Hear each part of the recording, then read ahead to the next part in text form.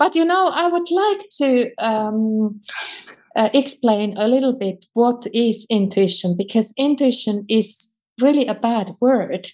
It doesn't describe properly what it's all about. Intuition is used, at least in Finland, describing various knowledge bases. So intuition can be some sort of subconscious knowledge that the doctor has been reading a lot, and then when he meets a patient, just the answers are popping up into his or her mind. And it's based on expertise. But then we have, for example, instinct-based intuition, which is based on biology. And then we may have superconscious intuition. That is something we shouldn't know, but we still know it somehow. Then intuition is meaning various type of processes too. So it can be embodied information. It can even be non-bodily sensations, like somebody is staring at your back. Then it can be some sort of pattern matching processes or heuristics. And then intuition is used also to describe various outcomes, like I got this idea or this vision or this revelation or whatever.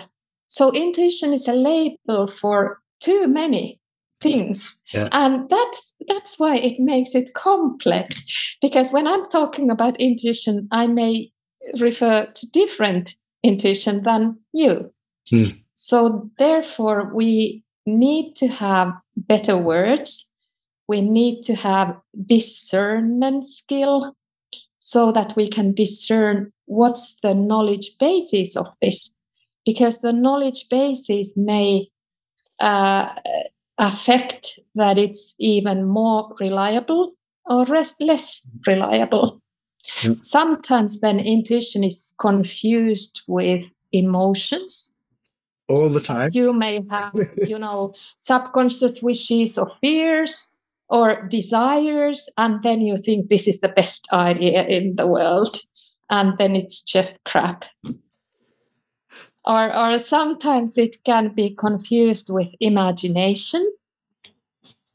And of course, if you are doing creative work, go for it. You may benefit intuition and imagination, but if you are using intuition as an information acquiring, then it's really essential that you can discern intuition out of imagination, because otherwise you get unreliable information.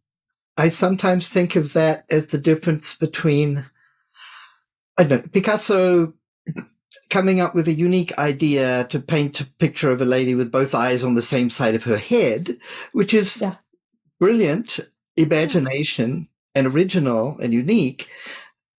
And I think of it as creative intuition. That's the term I might use.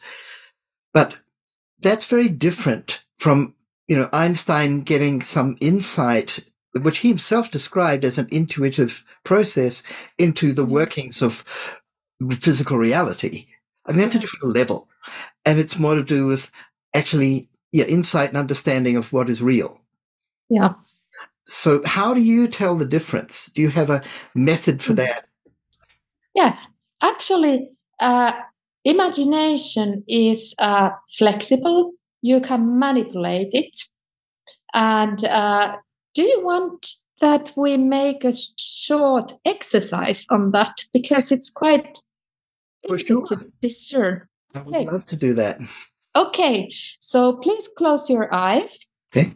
And imagine in the front of your eyes a wooden chair. You can decide how many legs it has, what's the shape of it, and what's the color of it. And now make it as a armchair. And you can decide if there's some texture on it, or these parts where you can hold your hands. And you can see the color of it, if there are some decorations or details. And now make it a soft armchair, like a sofa type, comfortable chair. And you can decide the color, the texture, maybe some patterns, maybe some pillows there. You can maybe even touch the chair or try to sit in that. Or maybe you can rotate the chair in your mind. And now make a sofa out of it. You can decide whether it's 2-person sofa or 3-person sofa.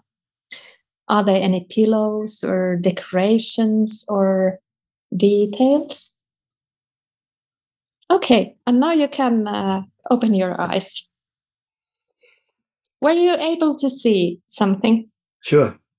Okay, did it change? Yeah. And it obeyed your commands? Yeah. Okay, that's imagination. It's moldable. It's you can form it. You can manipulate it.